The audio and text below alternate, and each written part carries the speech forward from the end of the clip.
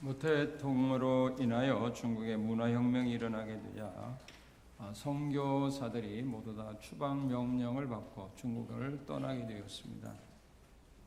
마지막으로 떠나던 선교사 한 분이 제자 훈련을 받고 중국 교회의 훌륭한 지도자로 성장했던 중국 목사와 함께 차를 마시면서 이렇게 물어보았습니다. 앞으로 많은 환난과 핍박이 몰려올 텐데 견딜 수 있겠습니까? 라고 선교사가 중국 목사님에게 이런 질문을 던졌습니다. 그랬더니 그 중국 목사님이 가만히 차를 바라보면서 말을 잇더랍니다. 선교사님, 차가 뜨겁죠? 그래서 차 티백을 그러면서 차 티백을 손에 들었습니다. 이 티백이 뜨거운 물 속에 들어갔다고 해서 그 맛을 잃어버립니까?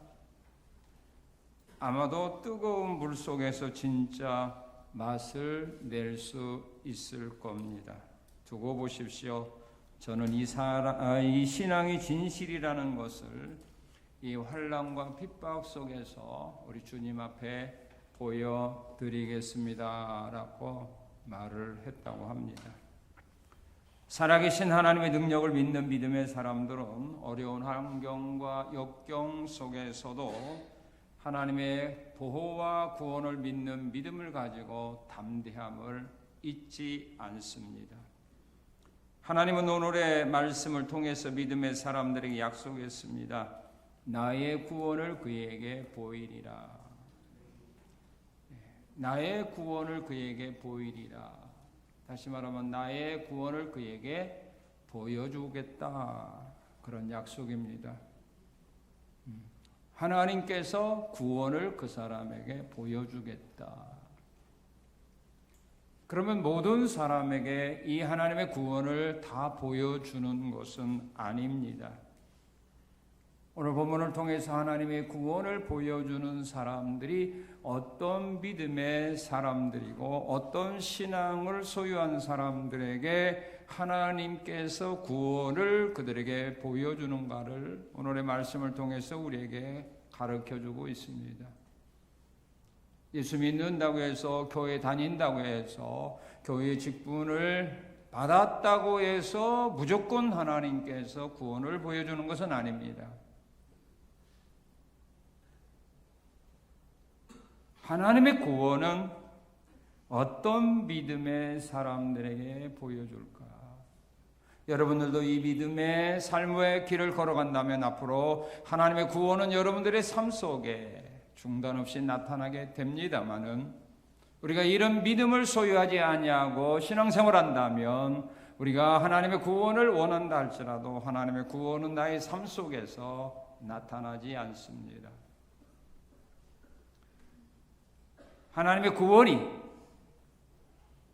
환난과 고난과 어려움을 만났을 때 여러분들에게 임하여서 여러분들이 그 어려움 속에서 벗어나며 구원을 받기를 원한다면 오늘 이런 믿음의 사람으로 변화되어져야 합니다. 하나님의 구원은 누구에게 임하느냐? 바로 이런 사람에게 임합니다. 자, 오늘 우리 본문 2절을 한번 같이 읽겠습니다. 나는 여호와를 향하여 말하기를 그는 나의 피난처시오 나의 요새시다. 우리 9절 한번 읽겠습니다. 내가 말하기를 여호와는 나의 피난처시라 하고 지존 자를 너의 거처로 삼았으므로 하나님을 자기의 피난처요 요새로 거처로 삼는 사람들에게 하나님의 구원은 나타나게 됩니다. 피난처라고 하는 것은 어려움이나 난리를 피할 만한 곳을 말합니다. 6.25 전쟁이 일어났을 때 서울에 살고 있던 많은 사람들이 서울을 떠나 안전하다고 생각하는 남쪽으로 내려갔던 겁니다. 이스라엘 백성들은 적들이 쳐들어올 때마다 그들은 적의 손에 의하여 죽지 않고 포로로 끌려가지 않기 위하여 그들은 산으로 도망가서 동굴 속에 또한 바위 밑에 숨어 살았습니다. 그것도 두려움을 느꼈던 사람들은 요단강을 건너서 피난 갔던 것을 우리가 성경을 통하여 발견합니다. 이처럼 내가 어려운 위기를 만났을 때에 하나님을 나의 피난처로 삼는 사람, 그 사람들에게 하나님의 구원은 나타난다, 그 말입니다. 요새는 적의 침략으로부터 백성들을 보호하기 위하여 산악지대에 세운 견고한 성곽을 말합니다. 백령도나 또한 연평도 같은 데 보면은 북한에서 포격을 해왔을 때 주민들이 집에 있습니까? 어디로 가죠? 네, 방공호로 가서 피합니다. 저 강화도에도 보면 방공호가 있습니다. 네. 안전한 곳입니다. 저기 포를 쏘아도 안전할 수 있는 그런 방공호로 피해 가듯이 우리가 어려운 일을 만날 때마다 바로 하나님을 나의 피난처로 방공으로 삼을 때 하나님은 그들의 보호자가 되고 구원자가 되어주신다, 그 말입니다.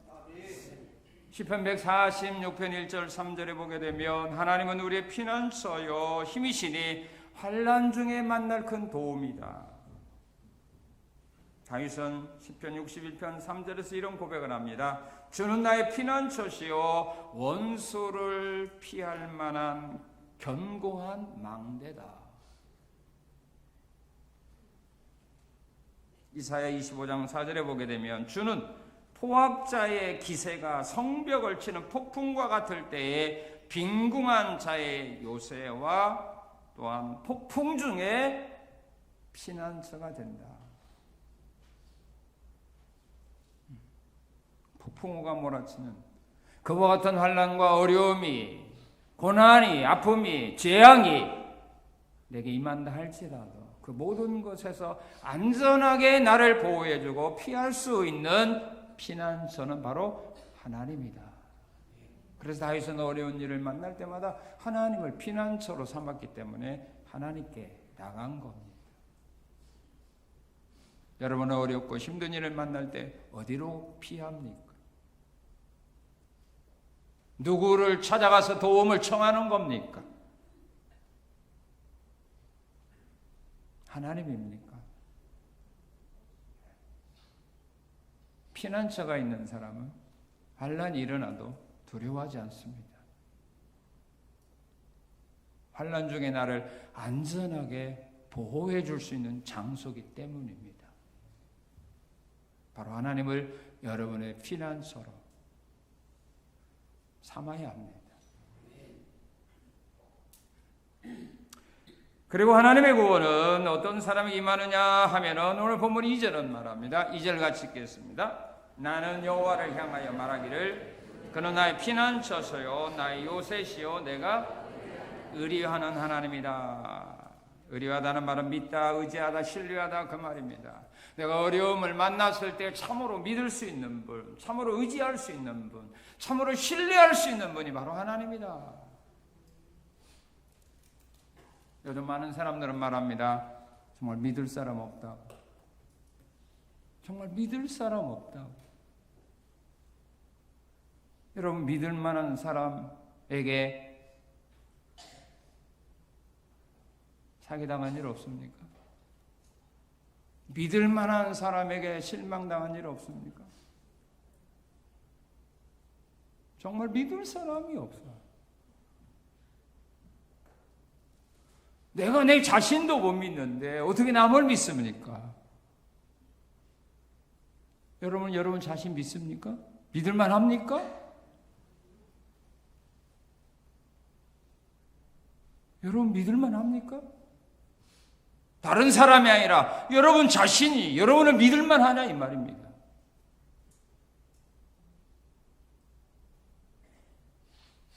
내가 내 자신도 못 믿는데 어떻게 다른 사람을 믿고 의지합니까?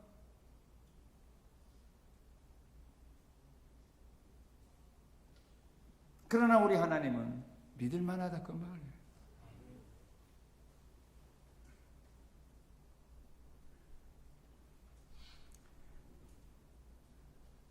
사람이 여러분들을 믿어준다면 그 사람 미워요, 고마워요? 뭔가 주고 싶어요, 준 거 뺏고 싶어요? 나를 믿어준다. 다른 사람이 나를 의심하는데, 다른 사람이 나를 믿지 않는데 누군가 나를 믿어준대. 그 사람 이쁘게 보이잖아요. 사랑스럽게 보이잖아요. 뭔가 내가 있는 거 주고 싶잖아요. 우리 하나님도 마찬가지입니다. 세상 사람들이 하나님 잘 안 믿습니다. 그런데 여러분들이 그 하나님을 믿어준다 이 말입니다. 그런 자를 하나님이 외면하겠습니까? 그런 자를 모른 척 하겠습니까? 그런 자가 위기에 처했을 때 하나님이 도와주지 않겠습니까? 그래서 다윗은 언제나 하나님을 의지했던 겁니다. 시편 115편 10절은 이렇게 고백합니다. 여호와를 의지하라. 그는 너희의 도움이시요 방패시라. 시편 125편 1절에 보게 되면 여호와를 의뢰하는 자는 시온산이 흔들리지 아니함같이 영원히 있을지로다. 믿습니까? 여호와를 의지하는 사람은 시온산이 흔들리지 아니하는 것처럼 그 사람은 영원히 있을 거다. 어려움이 와도 지진이 나도 흔들리거나 요동하거나 무너지는 일이 없도록 우리 하나님께서 그를 지켜준다 그 말입니다. 믿는 사람. 그리고 하나님의 구원은 누구에 임하느냐 하면, 자 우리 14절 한번 읽겠습니다. 14절 시작.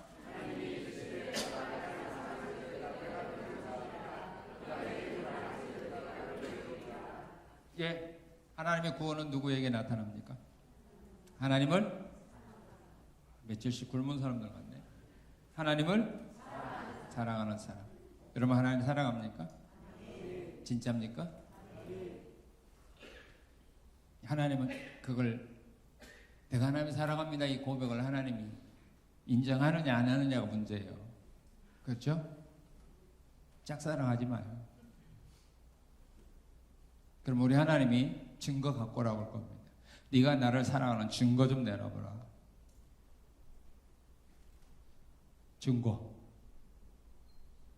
증거가 뭐예요?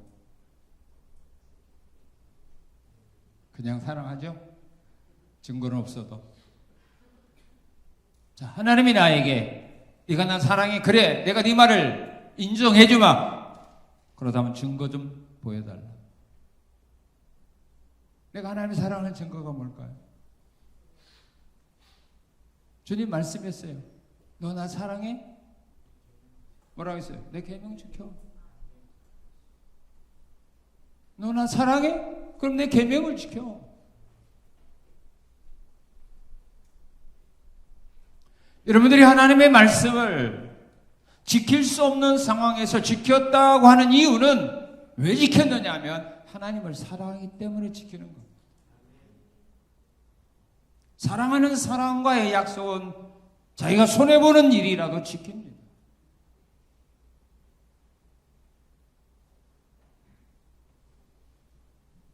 하나님을 사랑하는 자, 하나님의 구원이 그들에게 나타나게 됩니다. 잠언서 8장 17절에 보게 되면 나를 사랑하는 자들이 내 사랑을 입을 거라고 말합니다. 로마서 8장 28절에 보게 되면 하나님을 사랑하는 자 그 뜻대로 부르심을 입은 자들의 삶 속에서는 모든 일들이 합력하여 선을 이루게 되느니라고 말을 합니다. 그러나 고린도전서 16장 22절에 보게 되면 만일 주를 사랑하지 아니하면 저주를 받을지어다 라고 말합니다. 사랑하는 사람들에게는 하나님의 구원이 그들에게 임하게 되지만 하나님을 사랑하지 아니하는 사람은 저주가 임한다. 하나님을 사랑한다면 하나님의 말씀을 지키세요. 하나님의 말씀 지키세요. 그것이 하나님을 사랑하는 증거입니다.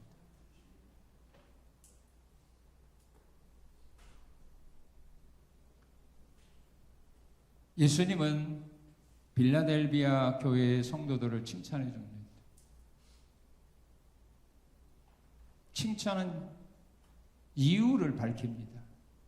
그 이유가 뭐냐면 너희가 적은 능력을 가지고도 내 이름을 배반하지 않았고 내 말을 지켰기 때문이에요. 그겁니다.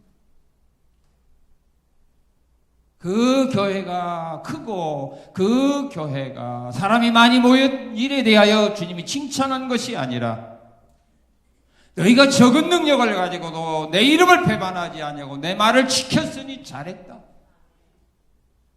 너희가 힘들고 어려운 가운데서 내 말을 지켰으니 나도 너희가 환난을 만날 때 나도 너희를 지켜줄 거다. 약속합니다. 힘들고 어려울 때 말씀대로 살아갈 수 없는 상황에 처했을 때 여러분들이 하나님을 사랑하는 마음으로 하나님의 말씀을 지키며 나가면 여러분들이 어렵고 힘든 일을 만났을 때에 하나님이 여러분도 그렇게 지켜주고 보호해준다 그 말이에요. 그런데 내가 힘들고 어려운 일을 만났을 때 하나님 말씀을 짓밟아 버린다면 내가 어려움을 만날 때 하나님도 나를 외면하고 버립니다. 왜요? 심은 대로 거두게 하기 때문에.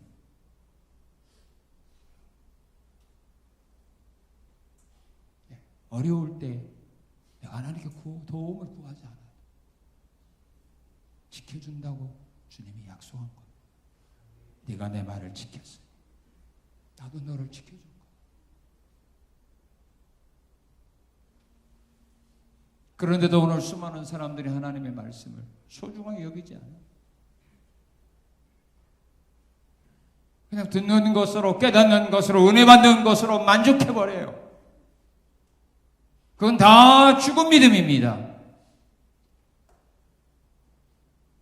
한 말씀이라도 하나님을 사랑하는 마음을 가지고 지켜야 합니다.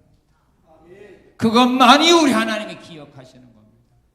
그 일만이 하나님께서 여러분들에게 은혜와 사랑과 복으로 갚아주는 겁니다.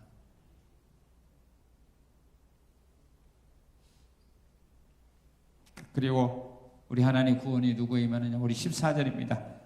14절 시작. 하나님이 이르시되 그가 나를 사랑한즉 내가 그를 건지리라. 그가 내 이름을 안즉 내가 그를 높이리라. 하나님의 이름을 아는 사람입니다.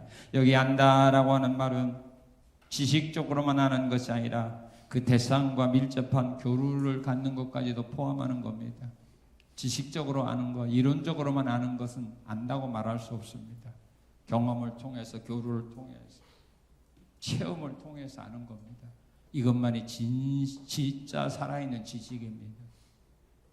이론적으로 배운 지식은요, 내가 가지고 있는 이론보다 더 나은 이론을 제시하게 될 때 그 앞에서 그 사람은 자기 것 버리고 그것도 받아들입니다. 그러나 내가 경험한 것은 다른 사람이 와서 그건 아니야, 네가 경험한 거 잘못한 거야 라고 말한다고 해서 그래요? 내가 잘못했나요? 그렇지 않습니다. 그는 끝까지 그걸 주장합니다. 누구도 그것을 부정할 수 없습니다. 사람들이 다 부정한다 할지라도 경험한 사람은 절대로 부정 안 합니다. 그래서 우리가 하나님을 아는 것도 마찬가지입니다. 성경을 아는 것도 마찬가지입니다. 공부를 통해서 지식으로 통해서 아는 거, 그건 진짜가 아닙니다. 그것은 세상 사람도 알고 있습니다. 세상 사람도 예수가 하나님의 아들인 거 그들도 알고 있습니다. 예수가 죽었다고 부활했다는 거 세상 사람도 알고 있습니다. 그건 지식적으로 아는 겁니다. 그렇게 아는 건 필요가 없습니다. 경험을 통해서 하는 겁니다. 우리가 예수의 이름을 압니다. 어떻게 합니까? 예수의 이름은 구원자예요. 누구든지 예수만 믿으면 구원을 얻을 수 있다. 누구든지 예수의 이름을 영접하면 하나님의 자녀가 되는 권세를 얻게 된다고. 이것을 우리가 지식적으로만 아는 거 아닙니다. 우리는 그것을 내가 인격적으로 받아들인 겁니다. 그 예수를 정말로 나의 구주로 우리는 받아들인 겁니다.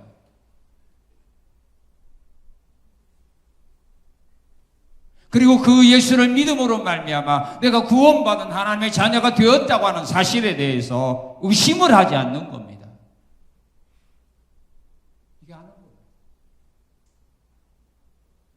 이렇게 알지 못하는 사람은 언젠가 예수 그리스도 버릴 수 있는 가능성이 많습니다.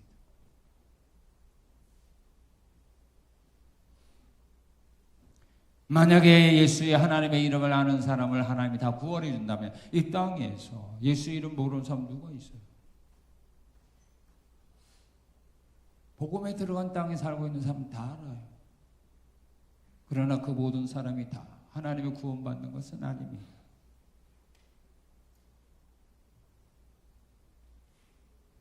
그리고 하나님께 기도하는 사람입니다. 15절에 보면 그가 내게 간구하리니 내가 그에게 응답하리라고 말합니다. 하나님께 기도할 때 하나님의 구원은 그들에게 임하게 됩니다. 아브라함이 기도할 때, 이삭이 기도할 때, 야곱이 기도할 때, 모세가 기도할 때, 다윗이 기도할 때, 엘리야, 엘리사가, 이사야가, 히스기야 왕이 기도할 때 하나님의 구원이 그들의 삶 속에 임하였습니다.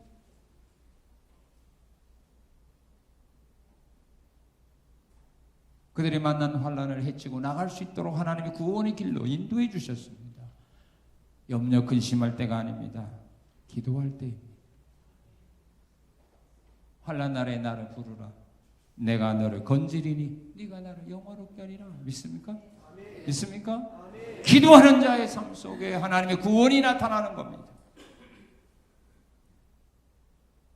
그리고 힘든 일을 만났을 때 하나님을 피난처로 요새로 삼고 그 안에서 평안하게 살아가는 자. 하나님을 믿고 의리하고 신뢰하며 나가는 사람, 하나님을 사랑하는 사람, 하나님의 이름을 아는 사람, 하나님 앞에 기도하는 사람에게 하나님의 구원의 역사가 그들에게만 나타나는 거지 교회 열심히 다니는 사람들이 아니에요. 성경 공부 열심히 하는 사람들이 아니에요.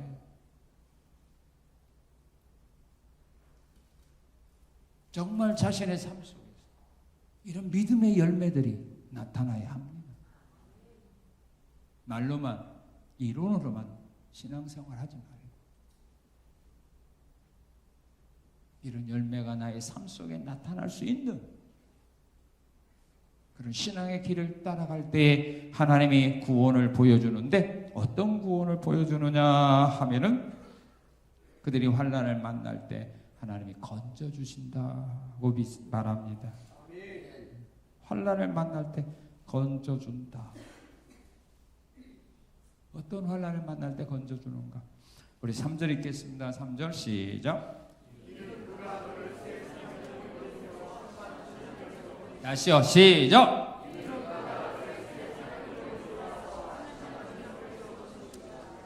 새 사냥꾼의 올무에서 건져준다 그렇게 말합니다. 사냥꾼들은 올무나 함정을 파서 짐승들을 잡는 사람들을 말합니다.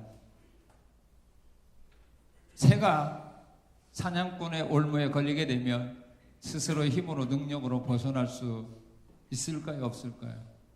없습니다. 만약 그런 힘이 있다고 하면 사냥꾼에 놓은 올무 아무 필요가 없습니다. 한번 걸렸다 하면 벗어날 수 없습니다. 이처럼 우리가 세상을 살아가면서 사냥꾼이 놓은 올무와 같은 그런 덫에 한번 걸리게 되면 우리 벗어날 수 없습니다.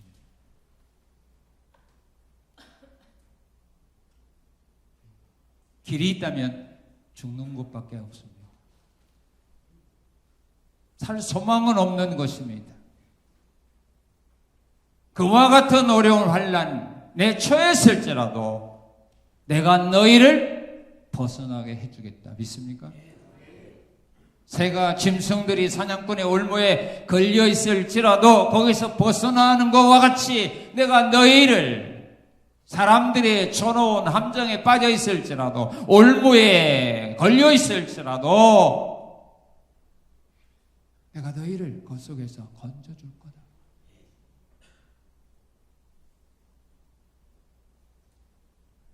다윗은 시편 124편 1절 7절에서 이런 고백을 합니다. 하나님께서 원수들의 손에 맡기지 않고 구원해 주심에 감사드릴 때에 뭐라고 고백했느냐면 사냥꾼의 올무에서 벗어난 새같이 되었다라고 그는 고백을 합니다.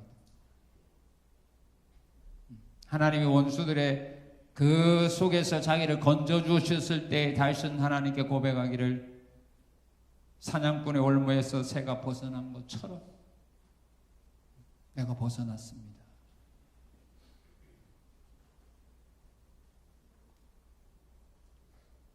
그런데 하나님께 범죄한 사람들은 사냥꾼의 올무에서 벗어나게 하는 것이 아니라 오히려 우리 하나님께서 그들에게 그물을 그들의 위에 쳐서 하나님이 쳐놓은 올무에 걸리게 하겠다라고 에스겔 12장 13절은 말합니다. 오히려 하나님이 올무를 만들어서 걸리게 합니다. 이게 차이점입니다. 그래서 범죄자들은 하나님 믿으면서도 범죄자들은 그들이 나가는 길에 하나님께서 사냥꾼의 올무를 준비해 놓고 걸리도록 기다리고 있는 것.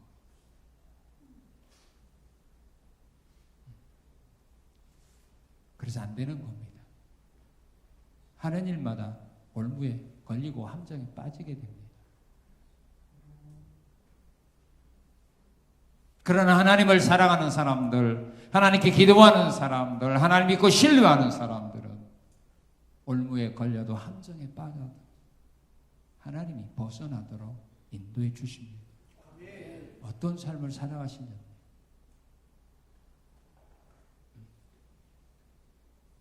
자, 그리고 3절을 보게 되면 심한 전염병에서 건져주마고 약속을 합니다. 사무엘하 24장에 보게 되면 다윗이 인구조사를 한 후에 하나님이 진노하사 이스라엘 백성들에게 전염병을 발해서 7만 명이 전염병으로 죽었습니다. 그때 우리 하나님께서 다윗이 말씀 따라 오로나의 타작마당에 올라가서 제단을 쌓았을 때 그 전염병으로부터 건져주십니다. 민수기 16장에 보게 되면 고라 자손들이 분향을 하다가 죽게 되자 백성들이 모세를 원망합니다. 그때 하나님의 진노로 전염병이 퍼져서 14,700명이 죽었습니다.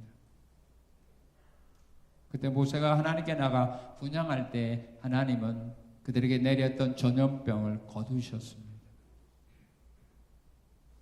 전염병으로 14,000명, 또 전염병으로 7만 명이 죽는다는 건 어마어마하게 무서운 전염병 아닙니까? 그리고 또한 모든 환난에서 하나님은 건져주십니다. 창세기 48장 16절에서 야곱은 손자에게 에브라임과 므낫세 손자에게 축복 기도하면서 야곱은 이렇게 기도합니다. 나를 모든 환난에서 건지신 여호와의 사자께서 이 아이들에게 복을 주옵소서. 나를 모든 환난에서 건지신 여호와의 사자께서 이 아이들에게 복을 주옵소서. 성경에 보면 야곱처럼 많은 환난을 만나며 살아온 사람도 없습니다. 그런데 그 많은 환난 속에서 야곱은 하나님이 자기를 구원해 줬다라고 하는 사실을 잊지 않고 살았어요. 내가 잘나고 똑똑하고 용감해서 지혜로워서가 아니라 하나님이 나를 구원해 주십니다. 우리가 여기까지 살아오는 과정 속에서도 크고 작은 여러 가지 많은 환난과 고통 속에서 우리는 살아왔습니다. 그때 그 어려움을 내가 당했을 때 하나님이 나를 구원하지 않았더라면 내가 지금 이 세상에 살아있을까? 그 모든 것이 하나님의 은혜요 사랑이었음을 우리는 깨닫고 고백하고 감사함을 잊지는 말아야 합니다. 나를 모든 환난에서 구원하신 하나님. 자, 그리고 하나님의 구원은 어떻게 어떤 구원을 보이느냐 하면은 환난을 만나게 되었을 때 천사를 보내어서 지켜주십니다. 믿습니까? 왜 우리가 환난과 어려움을 만났을 때 하나님이 천사를 보내서 우리를 지켜주고 보호해주고 구원해 주실까요? 그 이유가 있습니다. 우리 10절 11절을 한번 같이 읽겠습니다. 10절 11절 시작. 화가 내게 미치지 못하며 재앙이 내 장막에 가까이 오지 못하리니 그가 너를 위하여 그의 천사들을 명령하사 내 모든 길에서 너를 지키게 하심이라. 장막의 화와 재앙이 가까이 오지 못하도록 하기 위하여 하나님이 천사를 보내서 지켜주신다, 그 말입니다. 열왕기하 6장 14절 이하에 보게 되면 도단성에 있던 엘리사가 위기를 만나게 되었을 때 하나님은 그를 지키기 위하여 하늘의 천군 천사 파송하여 엘리사를 보호해 주었습니다.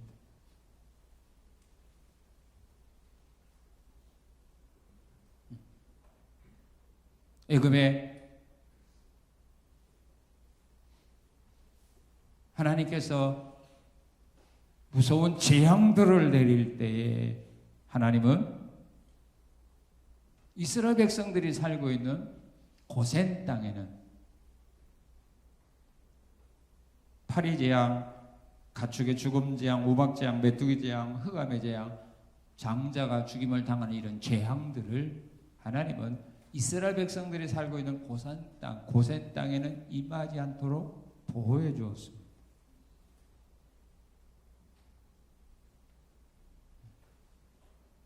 사람으로서는 불가능한 일입니다. 사람은 하고 싶어도 할 수 없는 일들입니다. 그런데 우리 하나님은 하십니다. 믿습니까? 재앙이 가까이 오지 못합니다.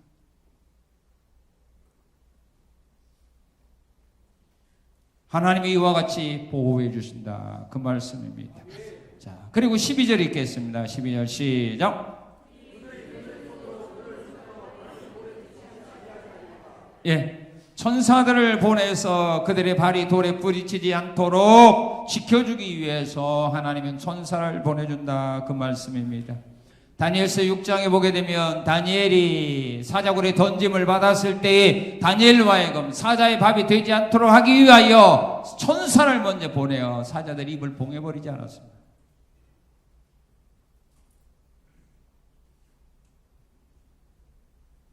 시편 34편 7절에 보게 되면 여호와의 천사가 주를 경외하는 자를 진치고 그들을 건지시는도다. 여호와의 천사가 하나님을 경외하는 사람들을 진치고 그들을 건져준다. 위기를 만났을 때 하나님이 그 위기 속에서 나의 생명을 지켜주기 위하여 천사를 먼저 보내요. 그들 입을 봉해버립니다. 이것을 우리는 믿음의 눈을 가지고 바라볼 줄 알아야 되는 겁니다. 그게 믿음인 겁니다. 그걸 믿는 것이 믿음이요, 그 하나님을 믿는 것이 믿음입니다. 여러분들이 상상하는 그런 하나님을 믿는 것은 믿음이 아닙니다. 성경에서 역사하셨던 그 하나님을 믿는 겁니다. 그 하나님의 역사가 나의 삶 속에서 동일하게 나타나리라고 하는 사실을 믿음의 눈으로 바라보고 말하고 의지하고 나가는 거, 이게 바로 하나님이 원하는 믿음입니다.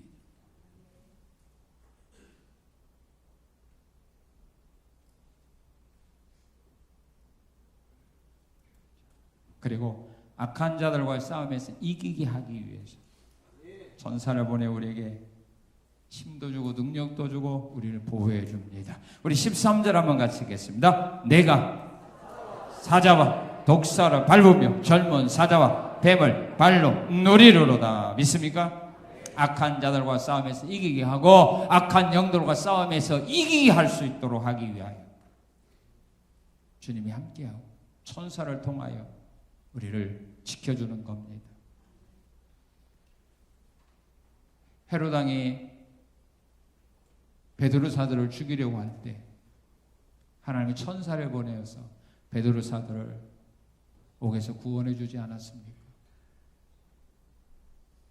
히스기야 왕과 예루살렘 백성들이 아수르 군대의 포위를 당하여 죽음의 위기에 처해 있을 때 히스기야가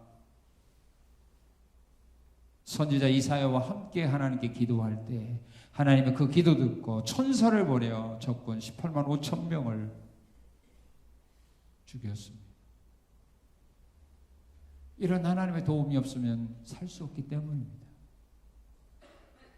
구원을 받을 수 없기 때문입니다.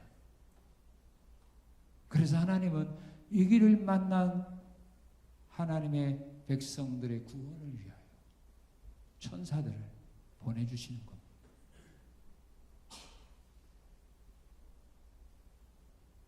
히브리서 1장 14절을 보게 되면 천사를 하나님 우리에게 왜 보내주었습니까? 구원받은 하나님의 백성들을 섬기라.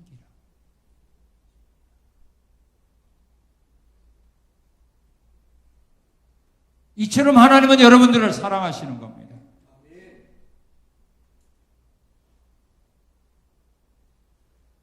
환난과 어려움과 위기를 만날 때마다 우리의 생명이 함정에 빠져 있고 사냥꾼의 올무에 걸려 있을 때마다 하나님은 외면하지 아니하고 우리의 구원을 위하여 신이 역사하시고 또한 천사를 보내어 일하고 계심을 우리는 믿어야 합니다.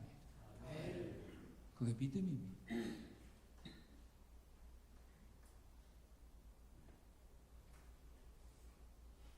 이 사실을 믿는 사람만이 그들이 신앙생활할 때, 세상을 살아갈 때 담대하게 살아갈 수 있습니다. 이런 믿음이 있어야 흔들림이 없는 삶을 살아가는 겁니다. 똑같이 어려움과 시험과 환난을 만났을지라도 그 앞에서 담대한 믿음을 가지고 살아갈 수 있는 힘을 얻습니다. 여러분들에게 과연 이런 힘이 있습니까? 이런 담대함이 있습니까? 이런 용기가 있습니까? 어떤 면에서는 어려운 일을 만나면 세상 사람들이 더 담대할 수 있어요. 더 담대한 모습을 보이는데 이건 잘못된 겁니다. 이 하나님을 믿는 사람, 이 하나님의 구원하심을 믿는 사람들은 어떤 신앙의 길을 걸어가느냐면 이렇게 삽니다. 우리가 이렇게 살아가야 정상입니다. 우리가 이렇게 살지 못한다면 하나님을 내 피난처로 나의 도움으로 구원자로 안 믿고 있기 때문에 우리가 이런 삶을 못 살아온 겁니다. 그런데 이 하나님을 믿었던 사람은 어떻게 사냐? 이렇게 살아요. 자, 우리 6절 10절 읽겠습니다. 시작. 어두울 때 퍼지는 전염병과 밝을 때 닥쳐오는 재앙을 두려워하지. 자, 10절. 화가 내게 미치지 못하며 재앙이 내 장막에 가까이 오지 못하리니. 우리가 과연 이런 말을 할 수 있습니까?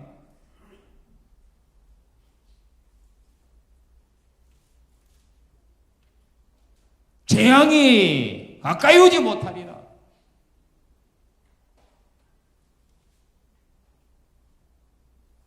화가 내게 미치지 못하리라. 이런 말을 할 수 있냐 이 말이에요. 그런데 하나님을 믿었더니 시편기가 이런 고백을 합니다. 재앙이 가까이 못할 거다. 어떤 재앙이냐? 5절 읽어봅시다. 5절 시작.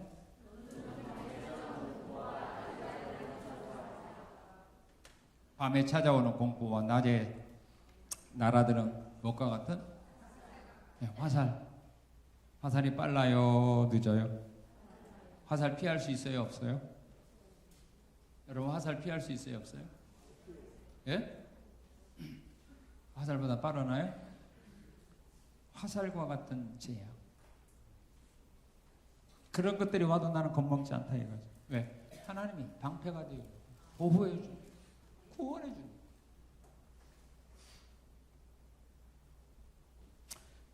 욥기 5장 19절 20절에 보면 욥은 이런 고백을 합니다. 하나님은 6가지 환난에서 구원하시고 7가지 환난이라도 그 재앙이 내게 미치지 않게 하시며,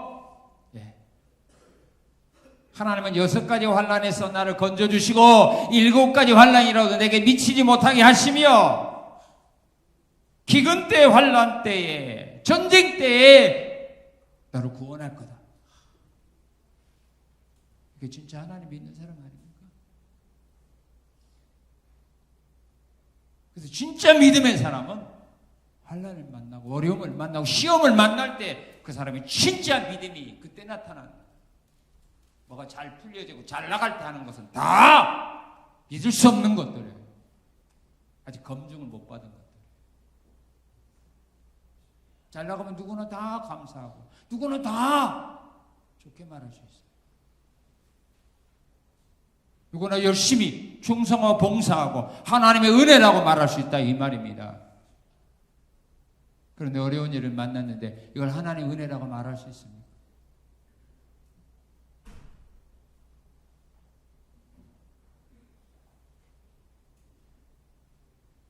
재앙이 와도 두려워하지 않는다. 6가지 환난에서 나를 건져줄 거고 7가지 재앙이 내게 임하지 못하도록 나를 지켜줄 거다. 그리고 6절에 보게 되면 어두울 때 퍼지는 전염병의 재앙도 나는 두려워하지 않는다라고 말합니다. 그리고 7절 한번 읽어보세요. 7절 시작. 다시요. 시작.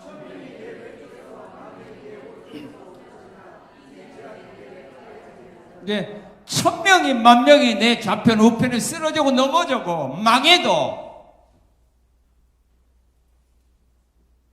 나는 두려워하지 않는다. 왜? 나의 피난처이신 나의 요새이신 내가 하나님 품 안에 안전히 거하고 있는데 이런 재앙들이 감히 하나님 품 안에 보호받는 나를 넘어뜨리게 할 수 있겠느냐 그 말입니다.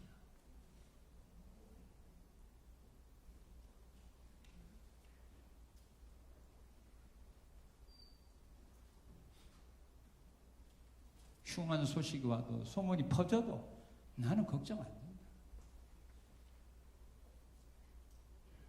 이게 진짜 예수 믿는 사람 아닙니까?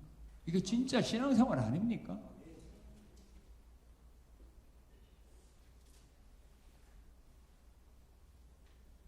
하나님은 오늘 성도들의 삶 속에서 이런 열매가 나타나기를 원하고 계시는 겁니다. 흉흉한 소문들을 들으면서도 그 앞에 두려움에 떠는 자들이 아니라 그 앞에서도 담대할 수 있는 믿음의 사람. 그래서 하나님께서 믿음의 사람들에게 요구하고 명령하는 것이 뭡니까? 두려워하지 말고 염려하지 말고 걱정하지 말고 강하고 담대하라. 내가 네 하나님 아니냐? 내가 너를 도와줄 거니 강하고 담대하게 살아가라. 두려워하지 말고 살아가라. 겁먹지 말고 살아가라. 염려 근심하지 말고 살아가라. 나는 네 하나님인데 내가 너를 도와주는데 왜 나를 안 믿느냐 그 말입니다.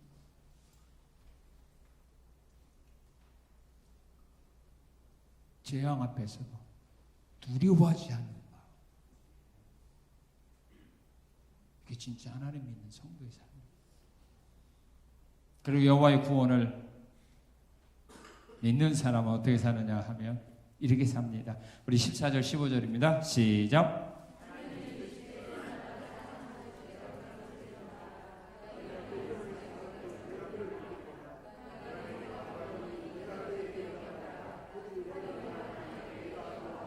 예, 위기에서 벗어나 높아지게 되고 위기에서 벗어나 영화롭게 되는 삶을 살게 됩니다. 믿습니까? 예, 위기.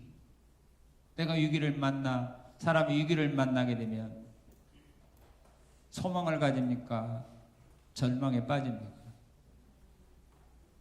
위기를 만났을 때 사람들이 소망을 가집니까? 희망을 가지고 기뻐합니까? 아니면 절망에 빠집니까? 왜 절망에 빠집니까? 왜 절망에 빠지죠? 이거 안 믿어서 그래요. 위기를 만나게 되면 결과를 우리는 뭘로 판단하죠? 좋게 나쁘게. 나쁘게. 망한다. 이제 끝장이다. 그러니 기뻐할 수가 없죠. 그런데 여기 하나님의 구원을 믿는 사람은 그걸 절망적으로 보지 않고 희망적으로 본다 이 말입니다. 하나님이 위기를 만난 나를 위기에서 높아지게 하시고 위기 만난 나로 하여금 하나님이 나를 영화롭게 할 거다. 이렇게 바라보는 거예요.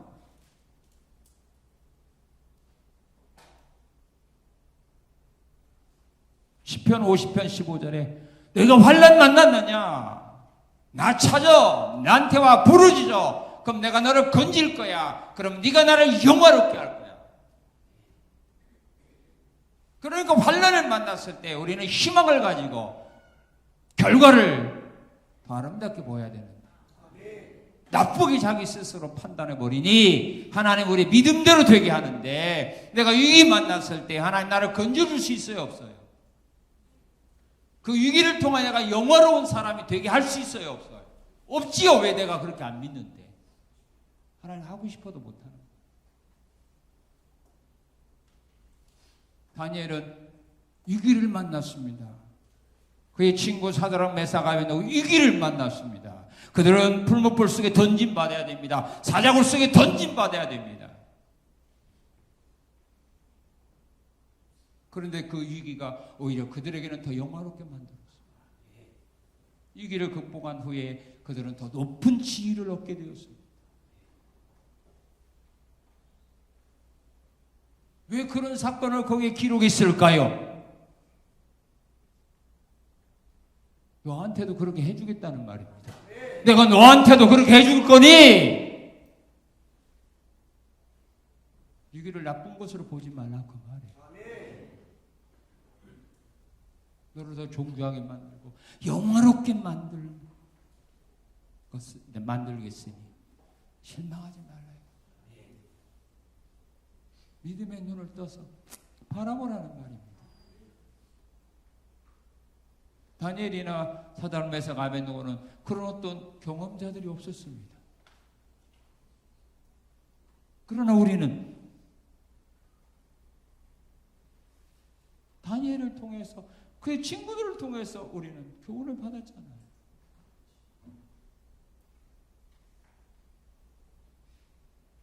위기에서 벗어나 높아지게 되고 영화롭게 되는 삶을 살다 믿음을 가지고 삽니다. 그리고 15절에 보면 기도할 때마다 응답을 받게 되는 삶을 삽니다. 그가 내게 간구하리니 내가 그에게 응답하리라. 이런 믿음을 가지고 기도하라 그 말씀입니다. 그리고 15절에 보게 되면 환난을 당할 때마다 하나님의 구원으로 은혜로 구원을 받게 되는 삶입니다. 내가 그들에게 구원을 보이리라. 요나가 환난을 만났지만 고기 뱃속에서 구원받지 않았습니까? 시편 34편 6절에 보게 되면 이 공고한 자가 부르짖음에 하나님께서 들으시고 그의 모든 환난에서 구원하셨도다. 그리고 이들에게 16절에 보게 되면 장수함으로 만족하게 되는 삶을 누리며 살게 해주겠다 그 말입니다. 이런 은혜로운 삶을 오랫동안 누리며 살게 해주겠다. 맛보기로 잠깐만 누리게 하는 것이 아니라 죽을 때까지 이런 은혜를 내가 누리며 사는 복을 주겠다.